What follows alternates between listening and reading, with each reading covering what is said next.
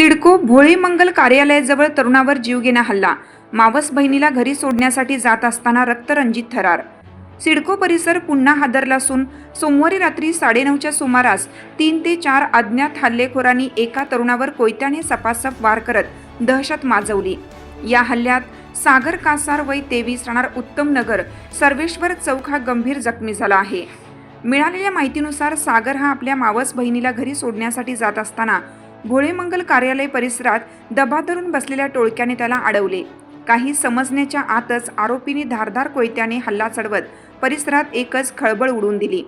रक्तबंबाळ अवस्थेतील सागरला स्थानिक नागरिकांनी तातडीने रुग्णालयात दाखल केलं असून त्याच्यावर उपचार सुरू आहेत. हल्ल्यानंतर आरोपी अंधाराचा फायदा घेत घटनास्थळावरून फरार झाले.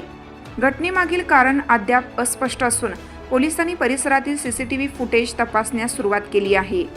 संबंधित पोलीस ठाण्यात गुन्हा दाखल करण्याची प्रक्रिया सुरू असून हल्लेखोरांचा शोध घेण्यासाठी पोलिसांची पथके रवाना झाली आहेत. तुमचं नाव काय? सागर सुनील. बरं, काय प्रकार घडला? मी माझी मानलेली बहीण आहे वैष्णवी खंडारे म्हणून. तिला सोडवायला मी घरी चाललो होतो शुभम पार्कला. तर भोळे मंगल कार्यालयाच्या समोर एक मार्बलचं दुकान होतं. तिथं तिने फोन करून समीर नावाच्या व्यक्तीला बोलवलं. त्याच्यासोबत 3 ते 4 जण आले. त्यांच्याकडं कोयते, दांडे, बिअरच्या बाटल्या सर्व वस्तू होते. त्यांनी मला विचारलं तू कोण आहे काय. मी बोललो तिचा भाऊ आहे असं तसं. त्यांनी डायरेक्ट समीर नावाच्या पोराने पहिले कोयता मारला मला. तो मानेवर मारायला गेला तर मी हातमध्ये टाकला.